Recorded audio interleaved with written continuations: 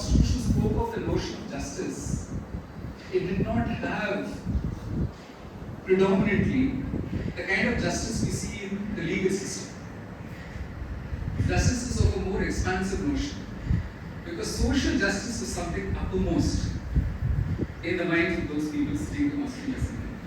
So even if you look at Article 14, that was a borrowing from other constitutions.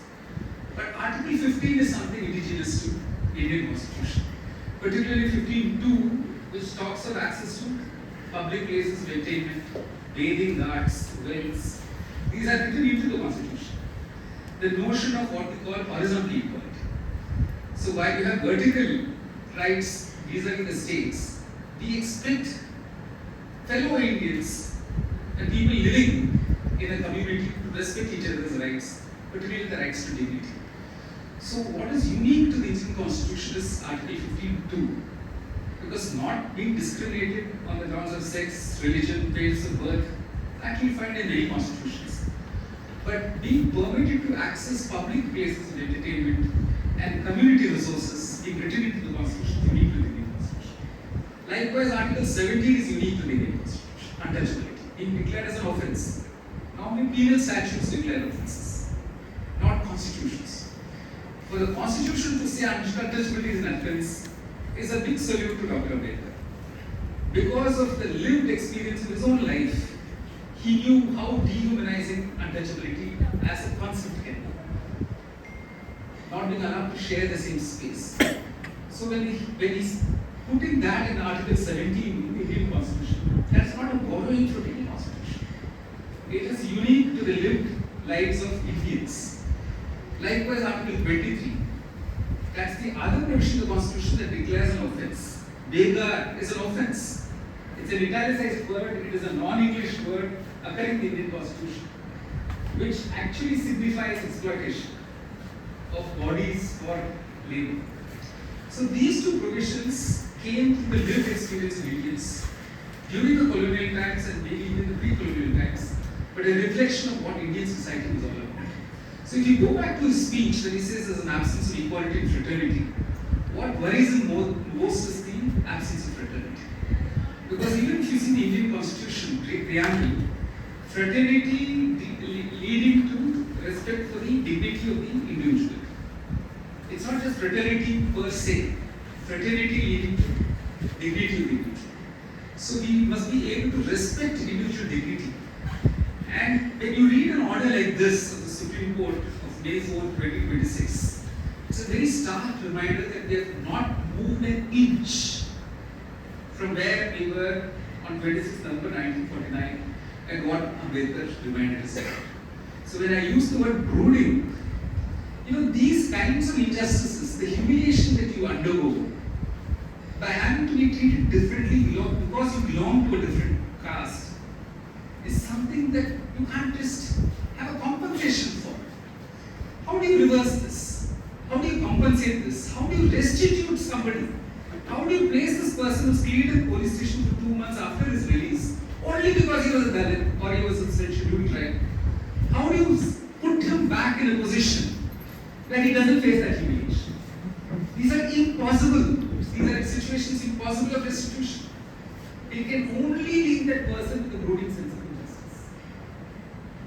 I don't know how many of you have heard Beswada Wilson. It's a pleasure listening to Beswada Wilson, who comes from a family of sanitation workers.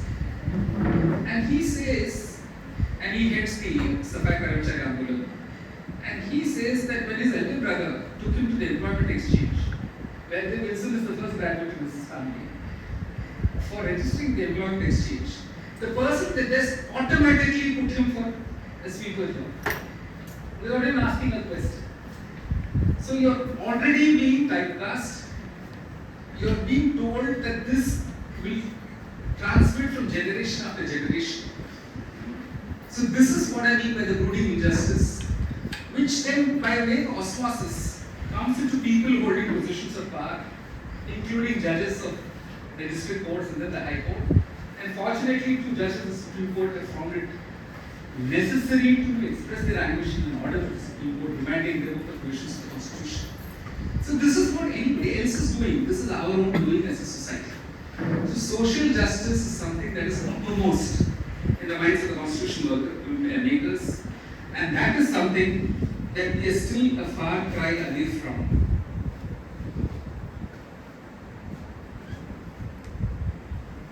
It's not always a negative, a bad news about all of this, because we must acknowledge that over the millennia there have been many social movements for emancipating people from caste oppression. I wouldn't say that all of them are successful, but all of them also have their successor movements. I spoke to you about Safai Karamchari Andolan. So we had this public interest litigation. I was fortunate to be associated with its drafting, filing, and even getting it admitted in the Supreme Court. The prayer was very simple. In 1993, we had a legislation prohibiting the operation of dry latrines in the country. For those who may not be aware, people actually go physically clean the dry latrines, take all the human feces on their heads for disposal in the drains. And a majority of people working in this are women. That act is supposed to prohibit this practice. The biggest violators of that act were the municipal corporations, which formally appointed many of them.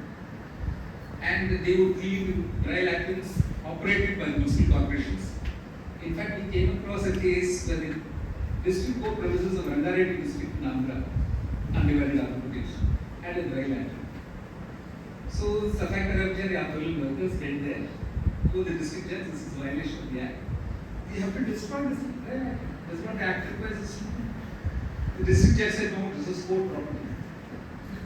I had to file, you don't believe, I had to file an application saying, how can the judiciary violate law? And the two judges were shocked, we got an order. But the point making is this: that act remained on paper. It is supposed to provide for rehabilitation of people freed from this activity. It did nothing of that sort. We have a National Commission for Scheduled Castes, which did nothing. We have a National Commission for Scheduled Tribes, which does nothing.